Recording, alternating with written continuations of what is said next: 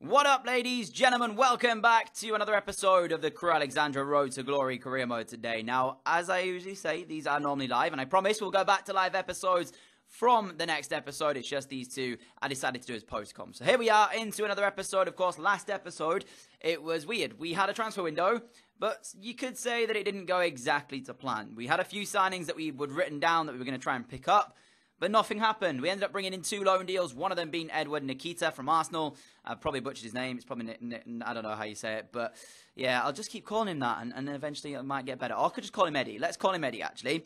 And also, we signed a backup centre-back as well from, was it Southampton, I think the end it was. So, it wasn't the greatest transfer window in the world. We didn't have the greatest time there, but still, it's okay for now. And as you can see, going into game one of today's episode, Crew Alexandra are top of League One, which is a sight that is so good to see. And as it stands, we are heading towards the end of the season, looking like we're definitely guaranteed an automatic promotion spot, or rather, that's what I'm hoping. You know, I don't want to say guaranteed that we're going to get that, but I'd like to think that we would be able to do that. So, regardless, that is the side I named for this game up against Walsall. Now, this is interesting because if you remember in that transfer window last episode, we tried to bring in Corey Roberts. Now, we couldn't agree a deal for him, and he is actually playing in the Walsall side today, so we'll see how he fares when he takes on this Crew Alexandra side. In the first 23 minutes, Crew thought they got themselves on the front foot. James finding Ryan Leonard. Leonard inside to Lamine Ndao. Lovely little pass back from him to find the central midfielder, and he goes through to open up the scoring with his right foot. To be honest, when he got through there, you could say he just simply cannot miss. But it's a nice play as well to get him in the first place. It was hard to get him in that situation. It involved a nice little 1-2 with Lamine Ndao and a final finished from Ryan Leonard. And it was 1-0 to the away side for this one. So you could say the keeper could have done a little bit better, but you don't really want to say too much about that when Ryan Leonard's through on that situation. So there is, of course, Corey Roberts that I was just talking about a moment ago on the picture there. Maybe he was at fault for that goal. I'll say that. So then that way it doesn't feel as bad at the fact that we didn't get him. So yeah, that is actually Ryan Leonard's 8th league goal of the season so far, which is pretty good for a central midfielder. And as we got the game back underway, it was the half-time whistle looming on us, but it was time for one other opportunity. Eddie through here on the left foot, finds a pass out wide to Voss. Voss with a cross deep to Hakeem, but brings it down with the first touch and must have thought he would at least test the goalkeeper there, but a good block from the Walsall backline stops his shot in its tracks. And as we move into the second half, Edward on the ball, he gets a nice turn again, finds Voss again, and he thinks he has equalled or scored, to make it 2-0. But unfortunately, the goalkeeper is equal to this one, and he does make the save. So, as it stood, it was 1-0 Crew, but they were in complete control of this match, and it looked like it was going to be a massive 3 points away from home to a tricky Walsall side. They didn't do too well themselves, Walsall. They were kind of low down the league, but their players, you know, they've got a few tough players to play against. So I was happy to come away with a tricky 1-0 victory. You can see there wasn't many chances in the game. And as you can see as well, Walsall didn't really create that much going forward. They didn't even have a shot in the entire 90 minutes. So to be fair, it was a job done, and it was a routine, I would say, commanding victory. We had to make sure we played well, and we did just that. So Crew, with the first 3 points of today's episode, puts them top by 3 points, ahead of Bolton in second on 65. I decided it was time to sim some of the games. So the first one is going to be Peterborough at home. Again, home advantage should be able to take us forward in this one. They've got a semi-decent side. I do like the look of a few of their players. I might have to try and sign maybe next year in the Championship. But as you can see on the left-hand side, our team is a very strong one. Lamine Ndao and Eddie up front. Dickinson, Evans, Leonard and Voss in the midfield, and the back four is decent as well. And it took like 70 minutes in. I was worried about this game, to be honest, because as soon as I saw it get to these minutes, I was like, if they score here now, we're going to lose 1-0. Now, luckily that didn't happen, so we still get a point. But I would say that's not very good. That isn't a great result against Peterborough. No disrespect to them, but we had the home advantage there. So I was slightly disappointed to not get anything out of that one. So it moves Bolton back a point behind, and as we go into the next one, which is MK Dons away from home, they took the lead in this game, surprisingly. 6 minutes in, Muirhead through, and he scores to make it 1-0. But luckily for us, we've still got a long period of time left before the end of the game. And I feel like the side that I had named, it was good enough to at least get themselves back in the game. Voss was actually up front for this one, though, because of the fact that I had to name it, because there's a few fitness issues, as you know. But Voss in, Hudson-Odoi was back from injury as well, which is pretty good. And in the end, we went on to lose by a goal to 0. So, yeah, that's pretty much going to be where the sim kind of comes to an end. Because I was like, all right, I can't sim another one. If we lose again, we're going to be in a bad spot. So I don't want to sim anymore. We'll just focus on this next game coming up. Which actually is at Turf Moor. We're going over to Turf Moor to take on Burnley. And this one's going to be tough because mixed in with the aspect that we've got quite a few games in a short period of time in League One, I didn't want to risk injury because obviously having the injuries that we've had recently, it's not been helpful to us. We've had a few long-term injuries. Rose has just come back. Hudson-Odoi's just got back. Dickinson's just got back. You know, I don't want to have a situation where we're going to have more and more injuries on the list again. So this game against Burnley is going to be, I guess, interesting. I've got a semi-weak side out. It's definitely a second team, but it's still a team that I'm hoping can do a job today for us. And Alfie Jones makes his debut for the club, of course, the loan signing in from Southampton. I think Rose is actually back for this game. I might be able to tell in a moment. But the Burnley side is very good. They have Matt Lowton, they've got Tom Heaton still, Robbie Brady, Goodmanson, Lockadere up front as well. And yeah, it's a decent side here for Burnley. So I was looking a little bit worried, but I was thinking we can still get the result. And unfortunately, of course, Rose isn't actually playing. I remember now. I didn't want to risk injury to him, but he does start the next game that we're going to be doing. So that is for you guys to watch later. But to be honest, I think we've overrun our time in the FA Cup because, you know, when we defeated Leicester, we played really well in that one, and you could have said that we were quite lucky. But Burnley just really showed me that, yes, we are in a good run of form at the moment in the FA Cup, but to be honest, we're probably not good enough to go far into it. So inside 4 minutes when they took the lead, honestly, I was thinking, I know this is a bad mindset to have, but I was kind of thinking, I think we're out, pretty much. I kind of want to give up and just kind of get knocked out and then focus on League One, because being in the situation we are in, winning League One at the moment would be a better situation, I think, than getting to an FA Cup quarter-final or semi-final. So, you know, the likelihood of winning the FA Cup is quite slim. So when they scored that goal there, I didn't give up, but I certainly didn't, you know, kind of try as hard. And then in the 11th minute, when this happens, this is the point where I think I gave up, because I was just like, there's absolutely nothing I can do. I have no idea why Hill comes out to a lofted through ball from Burnley where he can pick the ball up and catch it, and that's completely fine. Yet for some reason our goalkeeper decides he wants to try an aerial challenge, Lockadere in the box, and his effort just goes completely astray, and Goodmanson makes it 2.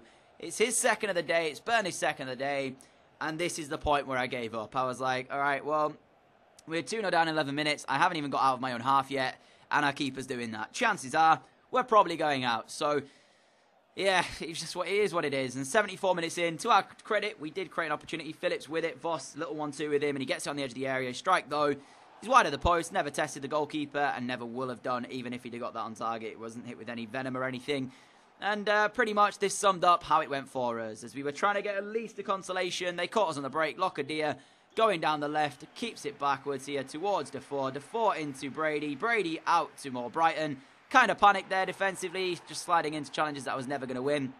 And in the end, the winger puts it 3-0. So, credit to Burnley, they're going through to the next round of the FA Cup. But for us, our dream run that we've had after defeating Leicester, after playing Middlesbrough and defeating them as well, has come sadly to an end. So, it's been good, but that really did bring us back down to earth, I guess you could say. And at least now we can focus on our League One campaign and just try and push on in that, because ultimately that was the goal. The goal was to get out of League One. And although I do need to win a Carabao Cup and an FA Cup within the series, of course, to complete it, they can come later. You know, I don't have to focus on them right now when we haven't got the best chance of winning it. So, yeah, and O'Brien with his name on the score sheet. It's a decent day for Burnley, but to be honest, was anybody expecting any different? I wasn't. As soon as I saw the 2 goals go in the way they did inside 11 minutes, I was just done. So, yeah, to be fair, as I said, I'm happy with the way things are going. We've done pretty well this season. We're at top of the table. We went far enough in the FA Cup, I feel, that the board can't be disappointed with us. Credit to Burnley. I'm not quite sure who the other teams were left in this, so I don't know if we'd have gone through who we may have pulled, but it doesn't matter. It's irrelevant now. We're out of the competition. But that might be, to be honest, that might be Hill's last appearance for the club. What decision-making he made there in order to try and challenge Lockadere in the air when he could have caught the ball or punched it out, I don't know. I'm not even going to question it, because quite clearly something just wasn't right with his mind at that time, because he just decided to be an absolute mug and try that. We're going to take one more look at that, actually, just to try and establish what on earth happened. Like, I mean, there, over the top, you're thinking here, the goalkeeper, just punch it. Literally punch it as far as you can, or catch it if you can. Don't head it. No idea what's going on. But anyways, as I said, it is what it is. Next game coming up, Rotherham is the next one. It's a sim game as well. Rotherham are bottom of the league at this point. So I decided to sim this. I was like, if we lose this to bottom of the league Rotherham. Something is going to go, and I'm going to kick off, basically. So Ryan Leonard gave us the lead inside 17 minutes. That kind of calmed my nerves. I was like, okay, we've got a lead here. It should be okay for us here on out. But it wasn't to be, because in the end, we ended up allowing them to have a few chances. And luckily, as he got to the 70th minute, I was sat here thinking, it's going well. But then, they scored to make it 1-1. Now, I was about to kick off until Ryan Leonard got his second of the afternoon with 3 minutes to go and gave us 3 points. So I was like, okay, you redeem yourself. That could have gone, and we'd have looked so embarrassed because they were bottom of the league. And of course, when you're playing bottom of the league, they haven't won in a while.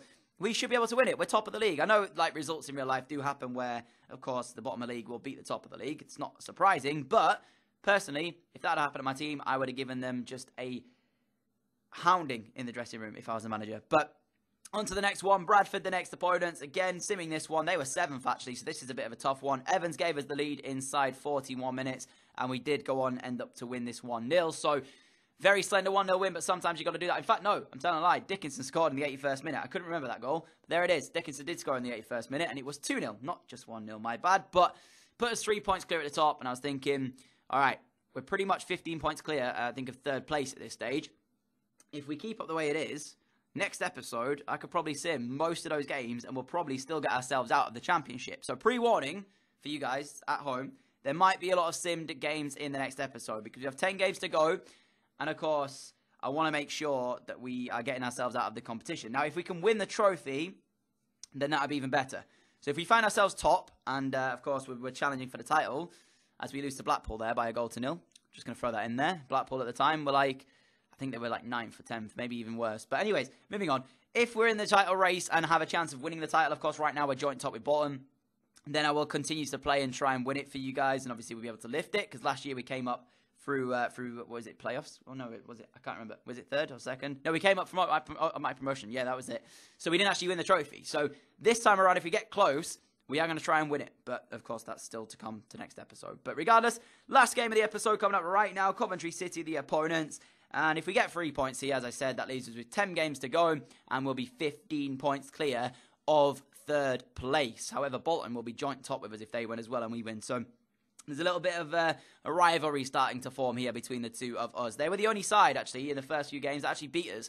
So, you know, it was kind of interesting, to say the least. Now, this game against Coventry is going to be tough. They've got a few players on the wings that are quite dangerous. They've got a pacey player in the form of Jody Jones. I couldn't get my words out there. But interestingly, I had to put Hudson-Odoi up front.